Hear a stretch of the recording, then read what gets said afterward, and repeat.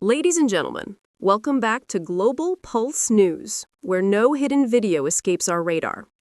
Today, we dive into a staggering revelation.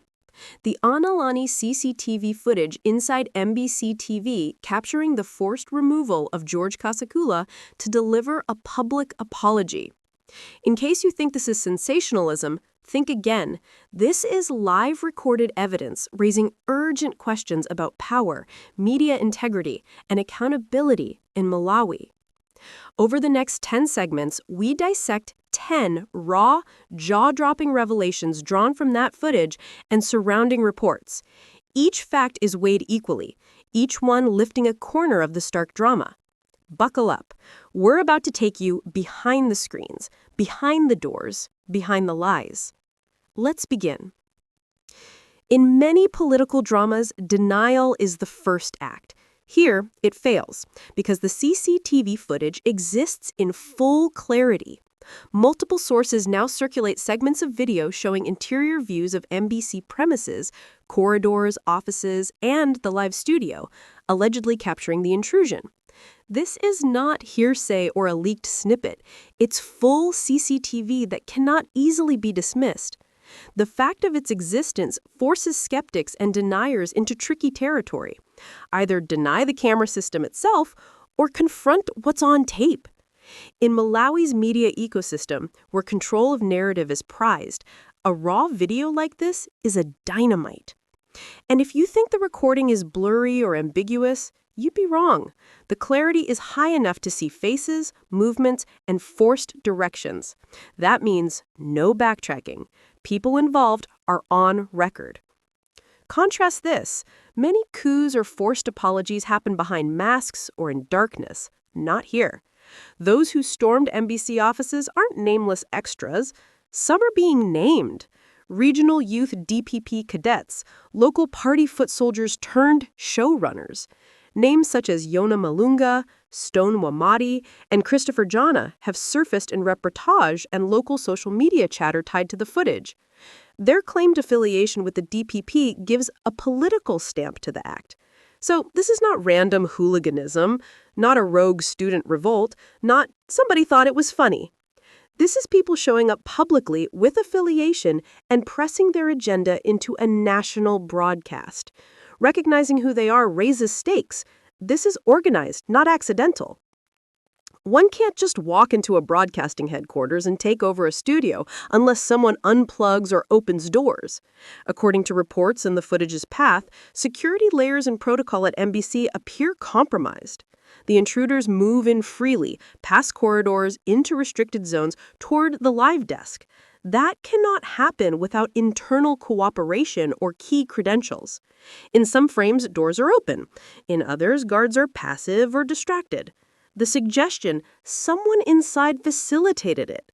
Possibly staff, security operatives, or even management sympathetic to the plot. This level of internal breach turns what looks like brute force into a corporate or institutional coup. For a country serious about transparency, that's a red alarm blinking. This is where the drama becomes directional. The tape allegedly shows the exact route the intruders forced Kasakula to take, from his office, through stairwells, past reception, into control rooms, then finally into the on-air studio. At each juncture, movement is controlled, personnel diverted, doors opened. The route isn't spontaneous or chaotic, it's choreographed. And the journey itself is part of the message. We own every hallway here.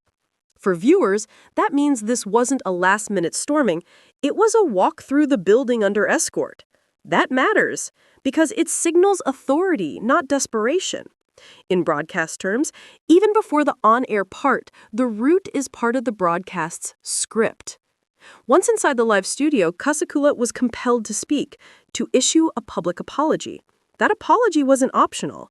According to multiple news reports and snippets of the video, his words echoed scripted lines, delivered under duress. There's no hesitation, no editing out of fear. The apology airs in real time.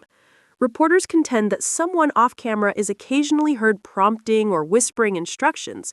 This suggests the apologia was not spontaneous confession, but performance under command. And for millions watching, it became an instant narrative. This apology is not an act of contrition. It is an act of submission. In political theater, forced confessions are manipulation dressed as humility. Here, the footage confirms it. If DPP cadets are the muscle, where is the brain hiding? Several commentators trace involvement beyond the foot soldiers. Local party officials, security services, political operatives with access to MBC. It's unlikely grassroots cadres could orchestrate this alone. The intruders needed authorization, coordination, and logistical support. The CCTV frames hint at individuals off-camera giving orders, rooms where instructions pass beyond sight, and staged windows that suggest the real directors lurk just outside frame. In Malawi's power corridors, this is rarely bottom-up. When the head office is stormed, it often means someone at the top wants to prove dominance. The video gives us clues, shadows, off-screen cues, doors opening at precise moments, pointing to those pulling the strings. Why drag someone to the airwaves? Because words matter. According to media reportage, Kasakula made remarks during the campaign period critical of President Mutharika or the DPP. The ruling party claims his comments were defamatory and illegal. But critics argue this is pretext, using a broadcast apology to legitimize pressure. The tape shows that his apology is framed as atonement for those alleged remarks. What's crucial is not simply that he said something controversial, but that it provides a publicly acceptable justification for the forced broadcast. In politics, motives are always dressed in legality. That grip, the public framing of, "You said this, now apologize," is classic coercion wrapped in fairness. And the footage makes us ask, whose version of those remarks are we now hearing? This incident is not just sensational, it's symbolic. Coercing a national broadcaster and its senior leadership strikes at the heart of media freedom. Organizations like MBC Malawi immediately condemned the act. The footage itself becomes evidence of intimidation. In a democracy, media should hold power to account. Here, power walks into the newsroom and holds the mic.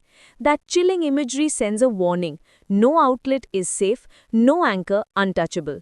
The question for Malawi and for observers abroad is whether this becomes a precedent or a turning point. The tape doesn't just show an event, it shows a threat. And whether journalists, civil society, and citizens respond will test the boundaries of press autonomy. Beyond politics, there is legality. The act of entering broadcasting premises forcibly, ordering someone on air, and disrupting official business may violate multiple Malawi criminal statutes: trespass, false authority, coercion, even criminal intimidation. The footage could serve as evidence in court: faces, movement, path, scripts, off-camera cues. Should the Attorney General or independent prosecutors really act, people on tape might face serious charges. But politics often shields those who pull off bold stunts. The legal route is uncertain. But the fact remains, the tape raises undeniable evidence that can't be ignored in a court of law or in public scrutiny. When the tape went public, reaction erupted. Citizens, civil society groups, and rivals called for investigations. Many demanded resignations or legal action. The reputational damage is real, not only to Kasakula or DPP, but to Malawi's institutions. The tape reframes the narrative. The institution that should broadcast national discourse becomes the site of coercion. The political risk is high. Investigations may follow, but they might also stall. Meanwhile, public trust in media and governance cracks further. The video is more than a clip. It's a catalyst. What happens next could define whether this stays a scandal or becomes a transformation. Now, what do we do with this footage? What should you do? First, hit like if you believe transparency isn't non-negotiable. Subscribe to Global Pulse News if you stand for media integrity in Malawi and beyond. Comment below. Who in your view is the grand puppeteer behind this spectacle? Share this video far and wide. Silence and inaction empower those who thrive in the shadows. Stay alert, stay critical, and together we keep the camera on power. Because when the tape rolls, truth demands to be seen. Over and out. Until the next revelation.